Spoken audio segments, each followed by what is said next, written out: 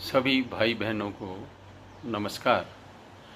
मैं ये वीडियो आज पाकिस्तान के संदर्भ में फिर से बना रहा हूँ। कुछ लोगों ने कहा आपको पाकिस्तान की बड़ी चिंता है। मैंने कहा हाँ होगी, क्योंकि वह हमारे खित्ते का एक देश है और इसके अलावा उनसे 4 युद्ध हमारे हो चुके हैं। वैसे भी हमारे वो भाई हैं, तो उनका ख्याल करना मेरा फ़र्ज़ बनता है। पाकिस्तान का जब अलग हुआ पाकिस्तान, तो जिन्ना ने साफ तौर पे कहा कि हम हिंदुओं के साथ नहीं रह सकते।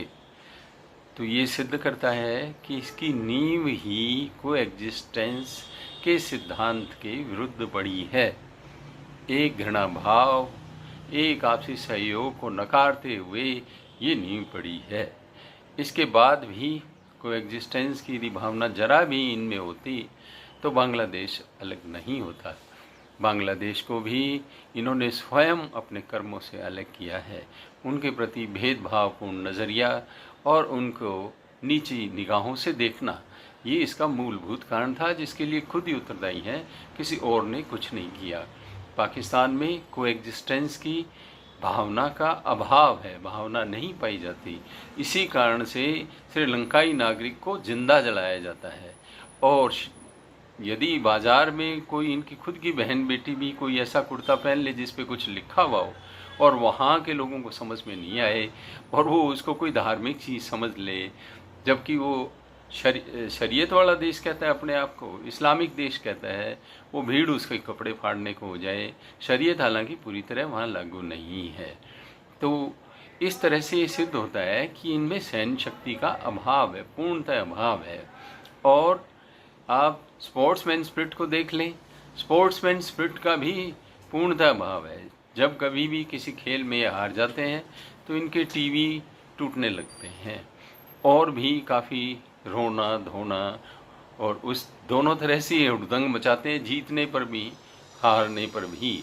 जिसमें स्पोर्ट्समैन स्पिरिट नहीं, वो कोएग्जिस्टेंस की कला को भी नहीं जानता। और इसी कला को न जानने के कारण आज इनके ईरान से, अफ़गानिस्तान से, भारत से, सभी से संबंध खराब हैं।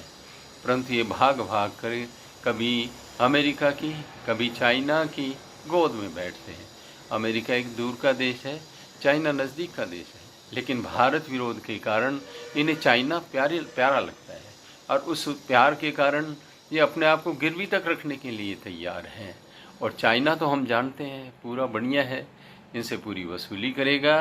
अब ये गधे बेच बेच के उसको चुका नहीं सकते, इन्हें अपनी ज़मीनें देनी पड़ेंगी, अपने एयरपोर्ट और भी जगहों से इनको समझौता करना होगा।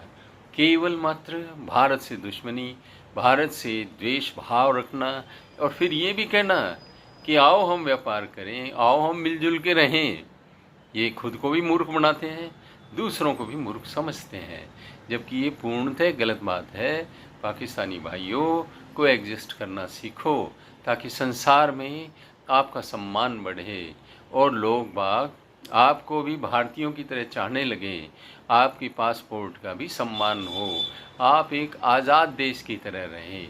फौज मिसाइल बनाती है, गौरी गजनी वगैरह वगैरह, भारत बनाता है ब्रह्मोस अग्नि, जिसमें कोई घृणा भाव नहीं है। हमारी सेना कहती है खुद से पहले सेवा, इनकी सेना कहती है कि ये तो जिहाद जिनके मोटो में है, तो कैसे शांति से रह पाएंगे। और यदि ये जीवन ही बेकार है तो कैसे शांति में रह पाओगे। बेहतर बुरों के सपने में आप सारे संबंधों को गंवाओगे, इस जीवन को गंवाओगे और आसपास के लोगों के जीवन को खतरा करेंगे।